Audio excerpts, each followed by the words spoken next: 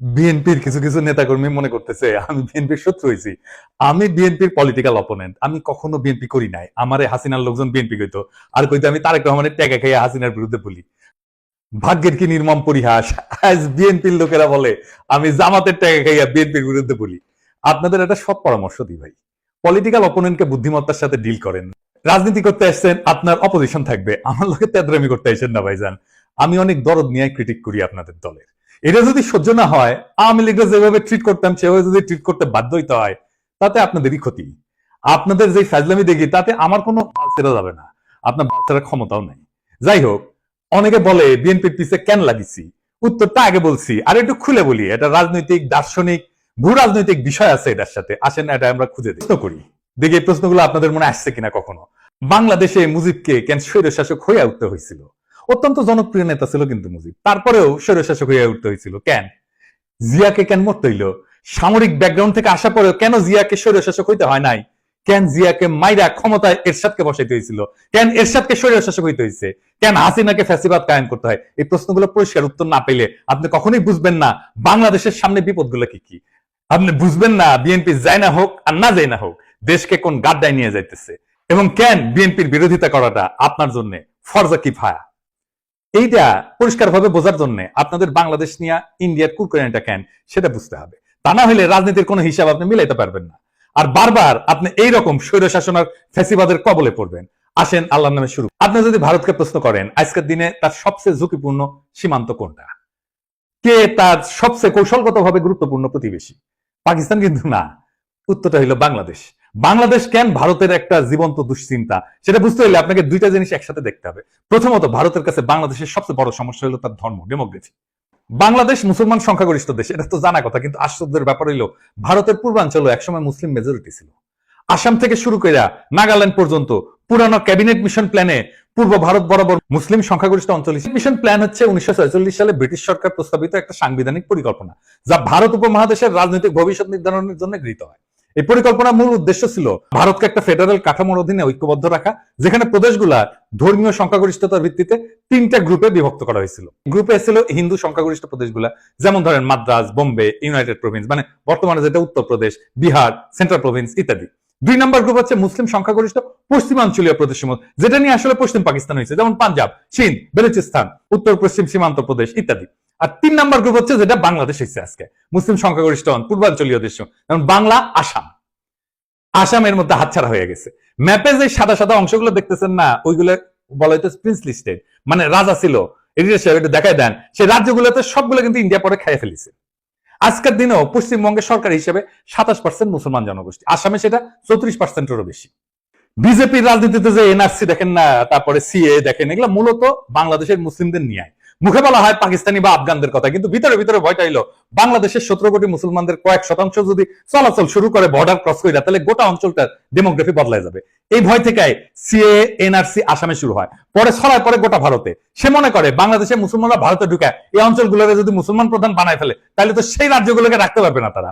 তো এই ডর থেকে ভারত কি করে, সে 4000 কিলোমিটার এক কাঁটাতারের বেড়া বানায়। এটা পৃথিবীর সবচেয়ে দীর্ঘ সীমান্ত বেষ্টনী, এবং এইটারে সে দুনিয়ার সবচেয়ে সহিংস বর্ডার বানাইছে। প্রত্যেক মাসে 2-3 জন বাংলাদেশি নিহত হয়। ভারতীয়রা গরু খায় না, বাংলাদেশিরা গরু ভালোবাসে, এই গরু বাণিজ্যেই ঝরে প্রাণ। ঘটনা হচ্ছে এই গুলিতে ইন্ডিয়ার কোন নাগরিক আজ পর্যন্ত সীমান্তে মারা যায় না। ভারতের অধিকার আছে বেড়া দেওয়া, ওর মুরগি ওই লেজে কাটুক, কিন্তু আমরা বলার কে, রাষ্ট্র চাইলে সীমান্ত বন্ধ রাখতে পারে। কিন্তু বাস্তবতা হলো বাংলাদেশিরা তো ভারতে যেতে চায় না, যেতে চায় মধ্যপ্রাচ্যে, সিঙ্গাপুরে বা অন্য কোথাও। তবে তারা চলমান মানুষ, উদ্যমী পরিশ্রমী মানুষ, তারা চলে যায় সবখানে, এমনকি করাচিতেও। এইখানে আসে দ্বিতীয় সমস্যা, সেটা হইতেছে এই শিলিগুড়ি করিডোর বা চিকেন নেক। আমরা এটা আগে আলাপ করছি অনেকবার, আসেন আরেকবার একটু আলাপ করে দেখি।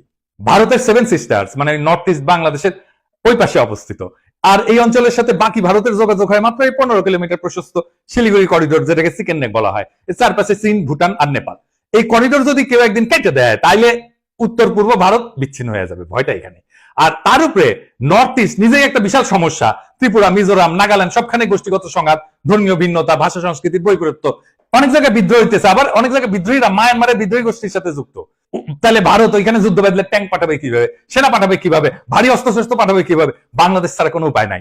তাদের প্রয়োজন ট্রানজিট এবং করিডোর। চট্টগ্রাম বন্দরের মাধ্যমে ত্রিপুরায় প্রবেশ বা রেলপথে পূর্বাঞ্চলে যাওয়ার সুবিধা। এটাই ভারত দীর্ঘদিন ধরে চাইছে। কিন্তু ভাবেন একবার, আপনি একজন বাংলাদেশি, আপনাকে কাঁটাতারে ঘিরে রাখা হইলো, তারপরে বলা হইলো ভারতীয় ট্রাক যাবে আপনার দেশের একদিক থেকে আরেক দিকে, ভারী সরঞ্জাম যাবে। তিতাস নদীতে মাটি ফেলাম, নদীতে বাদ দিয়া রাস্তা বানায় ভারী সামরিক সরঞ্জাম পাঠাইছিল একবার, মনে আছে না? দেখেছেন কেমনে মাটি ফেলায় তিতাস বাইরে ফেলাইছিল? এই রাস্তা বানানোই হয়েছিল ইন্ডিয়ার পণ্যবাহী ভারী ট্রাক নেওয়ার জন্য। তো এই যে সিস্টেম, এটাকে রাজনৈতিক ভাবে বিক্রি করা অসম্ভব, মানে বাংলাদেশের মানুষ তো মানবে না। তাই দরকার একটা গণবিরোধী ভারত বান্ধব সরকার, যারা এই চুক্তিগুলো চুপচাপ করে ফেলবে এবং জনগণ কিছু জানাবে না। এই হইলে পুরা কাহিনী। ভারত কেন বারবার বলে বাংলাদেশ আমাদের সবচেয়ে গুরুত্বপূর্ণ মিত্র? কারণ কৌশলগত দিক দিয়া বাংলাদেশ ছাড়া ভারতের নর্থ ইস্ট অচল, কিন্তু ধর্মীয় দৃষ্টিভঙ্গিতে ভারত মুসলমান পছন্দ করে না, তাই কাঁটাতারে বেড়া দিছে। আবার কাঁটাতার দিয়ে ঘিরে দিলে তার 7 সিস্টার্স অরক্ষিত হয়ে পড়ে। এই এক শাখের করাত, যাইতেও কাটে আসতেও কাটে। তাই বাংলাদেশে ভারতের সবসময় এমন শাসক দরকার যে ভারতের অনুগত হবে এবং তাদের মতে বন্ধু ভাবাপন্ন হবে। ভারতের প্রতি বন্ধু ভাবাপন্ন হইলে বাংলাদেশের জনগণ হয়ে উঠবে সরকার বিরোধী, তাই তাকে হইতে হবে স্বৈরাচার। বাংলাদেশের 3টা ভারত বান্ধব সরকার ছিল, মুজিব, এরশাদ আর হাসিনা। 3টাই স্বৈর শাসক। জিয়া আর খালেদা জিয়া এই 2জন প্রবল ভারত বিরোধী ছিল জন্য তাদের স্বৈর শাসক হইতে হয় নাই। একজনকে মরতে হয়েছে, আর একজনকে বিষ প্রয়োগে হত্যার চেষ্টা করা হয়েছে। আমি প্রমাণ সহ এপিসোড করেছিলাম খালেদা জিয়াকে বিষ প্রয়োগ করা হইতেছে, দেখে নিয়েন যদি দেখে না থাকেন। তাইলে এই যে মির্জা ফখরুল যে বলে ভারত বন্ধু দেশ, এটা শুনেন কি বলে। ভারত আমাদের প্রতিবেশী, সবচেয়ে বড় প্রতিবেশী, আমাদের বন্ধু। আমাদের যুদ্ধের সময় 1971 যুদ্ধের সময় আমাদের সহযোগিতা করেছিল। আমরা ভারতের কাছে সবসময় প্রত্যাশা করি যে ভারত বাংলাদেশের মানুষের পাশে দাঁড়াবে। শুনেছেন তো? আর এই যে আমরা যে অভিযোগ করি যে বিএনপির সাথে ইন্ডিয়া সিস্টেম করেছে, এই সিস্টেম যদি করে থাকে তাইলে তো বিএনপি স্বৈরাচার হয়ে উঠবে। বাংলাদেশের স্বৈরাচার হয়ে ওঠার সব শাসক ধ্বংস হয়েছে। বিএনপির নেতা কর্মীদের বলতেছে, আপনারা কি চান বিএনপি ধ্বংস হয়ে যাক? আমরা রাতারাতি বিএনপির মতো একটা দল তৈরি করতে পারবো, তাইলে ক্ষতি কার হবে? বিএনপির হবে নাকি বাংলাদেশের হবে? আজকের এপিসোড দেখার পরেও যদি আমার বিএনপির শত্রু বলে মনে হয়, তাহলে কিছু বলার নাই। নিজের ঘুম নিজে মারতে চাইলে কেউ তারা ঠেকাইতে পারবে না। তাই যারা এখন ঘুমায় আছেন তারা জানা রাখেন, আপনার ঘুমের দাম ভারত থেকে বুঝে নিচ্ছে। আপনার ভূখণ্ড ব্যবহার করে, আপনার নদী হত্যা করে, আপনার ভবিষ্যৎ বন্ধক রেখা, আপনার গণতন্ত্রকে লাশ বানায়, তারা আগ্রাসনকে সৌহার্দ্য বলে চালাই দিচ্ছে। আর আপনি একটা দলকে বাঁচাতে গিয়ে পুরা জাতিকে খাদের দিকে ঠেলে দিতেছেন। বিএনপি যদি আবারও এই খেলা না বোঝে, যদি তার নেতৃত্ব আবারও ভারতের পায়ের দিকে মুখ করে বসে থাকে, তাহলে মনে রাখবেন স্বৈরতন্ত্র কারো আপন হয় না।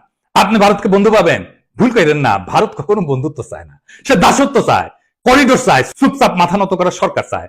আপনি যদি আজও সেই স্বপ্নে ভাসেন যে ভারত আপনার পাশে দাঁড়াবে, তাইলে আপনি ইতিহাস পড়েন নাই, রাজনীতি বোঝেন নাই, স্বাধীনতা মানে জানেন না। এখনো সময় আছে, সোজা হয়ে দাঁড়ান, আপোষের রাজনীতি ছুঁড়ে ফেলে দেন। যারা আপনার সমালোচনা করতেছে তাদের ভয় করেন না, বিবেকটা বরং আপনার জাগ্রত করেন। কারণ আজকের দিনে সত্য বলা মানে বিদ্রোহ করা, আর এই বিদ্রোহে যদি শেষ আশ্রয় হয়, তবে আমি গর্ব করে বলি ইনকিলাব জিন্দাবাদ।